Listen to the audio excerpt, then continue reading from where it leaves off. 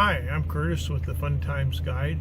In this video, I'm going to drive through a few different options that are available for both on-grid or off-grid living in your RV down in the Southwest. This will give you a general idea of what you can expect in the way of cost and comfort. This is an example of the less expensive RV parks. It is nothing very fancy, but there are spacious lots for each RV, and the cost is quite manageable. This particular section is $820 per 6 months, and it is geared toward people who are going to be here year-round.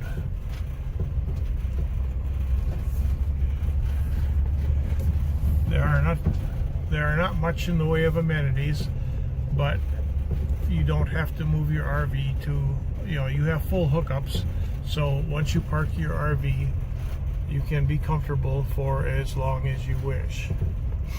It is about a 50-50 mixture of permanent park model trailers and RVs. And during the summer months, when it gets hot, there are just a bare skeleton of people around here.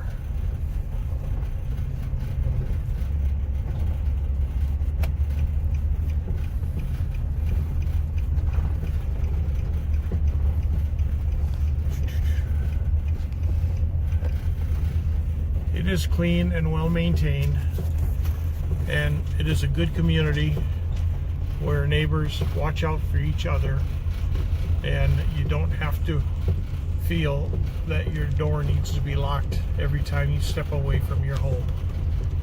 It's a good place to live and a good place to spend most of the year.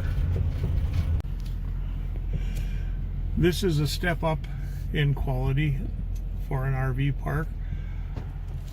Rent here is slightly over $1,100 for 6 months, so it comes out to about $2,200 plus per year.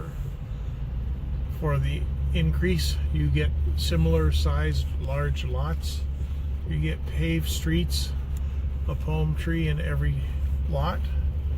You also have laundry facilities, an exercise room, a library, and you also have a swimming pool.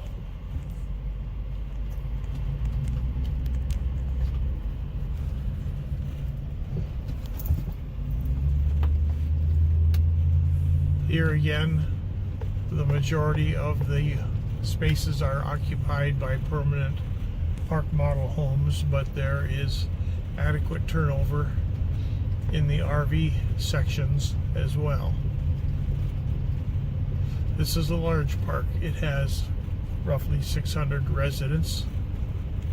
There is a larger selection of activities going on. They have a meeting hall where they have weekly entertainment.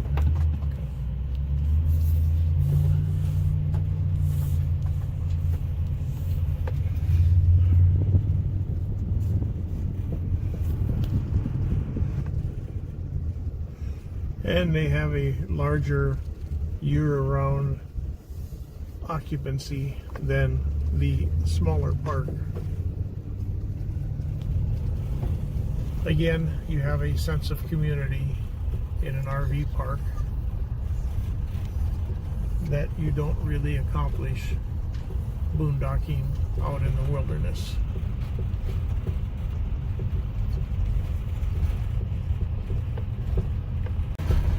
This is an example of a boondocking area on BLM land.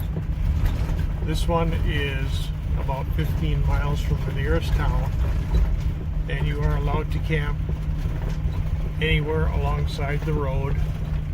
As an example, this is one of the pull-offs here where you can set up camp and you are allowed to stay for 14 days for free. This particular location is far enough away from the town that it is not all that popular.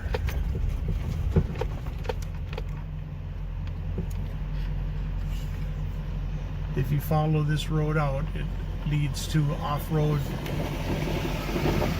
areas where you can take your off-road vehicle.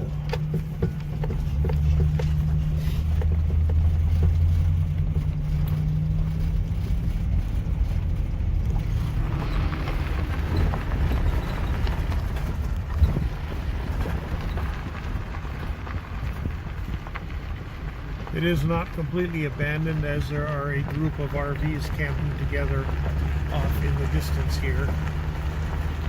So you can see you have nothing in the way of amenities.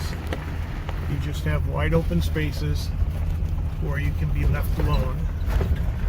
I apologize for the motion of the camera, but this is a rather rough road. This is the long-term visitor area outside of Quartzsite, Arizona. This is what it is like during the two busiest months of the year, January and February.